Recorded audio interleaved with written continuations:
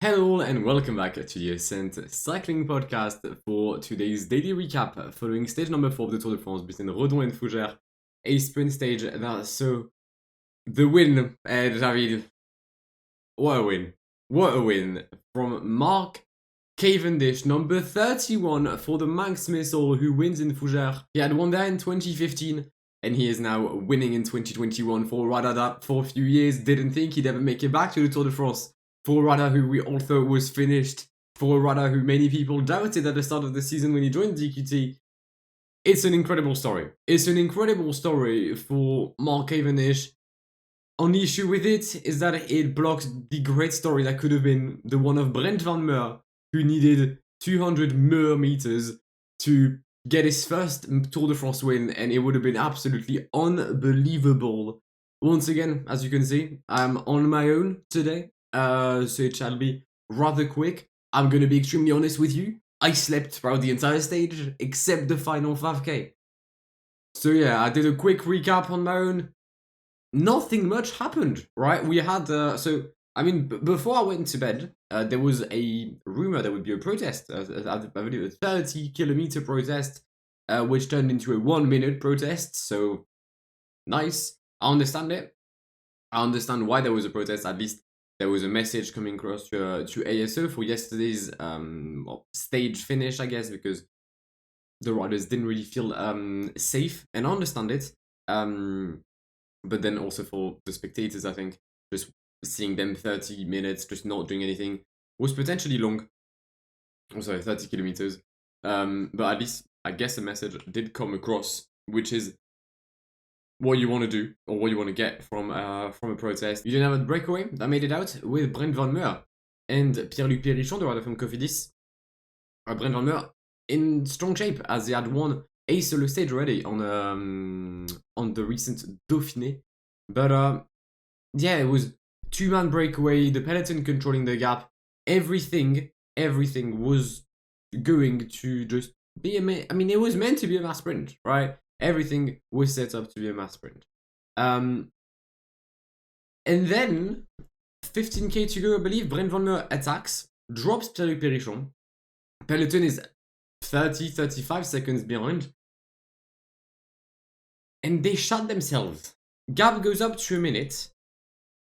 We all think that, Brent Van Moer is going to do what he did on the Dauphiné. But he doesn't. Because, De Koninck decides to pace, put the hammer down, and it was not a tricky finish. Unlike yesterday, there was just this roundabout with 1.5k to go, I believe.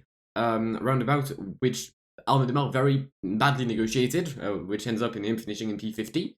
That was great for my prediction. And then final sprint, Tim Merlier, who yesterday won, decided to be the lead out man, for Jasper Philipsen. You've got Keesbol also in the mix, and you've got Mark Cavendish just narrowly missing out. Brent Van Moer just gets. I'm so happy. I'm so gassed. Gets Brent Van Moer. So I'm sad for him. And takes his 31st win. His first win in 4 years on the Tour de France. Takes green, I believe. He wins ahead of Anna Sarbonnet, ahead of Jasper Philipsen, Michael Matthews, Peter Sagan, Kees Bol, Christophe Laporte, I believe, Mats Pedersen, Boy van Poppel, and Andre Greipel. So we are truly back into 2010 with HTC Columbia.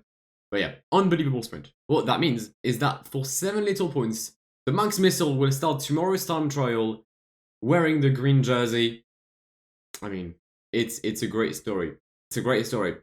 Only downside from that story, Joe picked Mark Cavendish to win. I didn't. For the second day in a row, a French person's going to take an L. This one is about cycling. The other one, we all know what the other one is. I don't want to talk about it. But yeah, Joe makes it 1-1, following stage 4. As I said, tomorrow we will have a time trial. Rather flat. There is some full flats here and there between Changé and Laval, but nothing too important. And it should be for the big dogs. I'll just throw a few names in. But you'll have the likes of Van Aert, the likes of Stefan Kung, Julien Lafilippe, potentially. There's all of the TT specialists have this time trial on their calendar. And well, when it comes to my predictions, I'm not so sure, so I will give away Joe's prediction in first place. He's backing Wout van Aert to take the win and the yellow jersey following tomorrow's solo effort. I'm not so sure. I feel like the win tomorrow is for someone called Stefan. Whether it'll be Bessaga or Stefan Kung, it's a tough one. But with Switzerland, beating France yesterday, I believe they're going to do it once again tomorrow and take yet another job on French terrain, with Stefan Kung winning the time trial between Changé and Laval ahead of Michael Bjerg and Wout van Aert. I think that's my prediction. Yeah, I'm happy with it.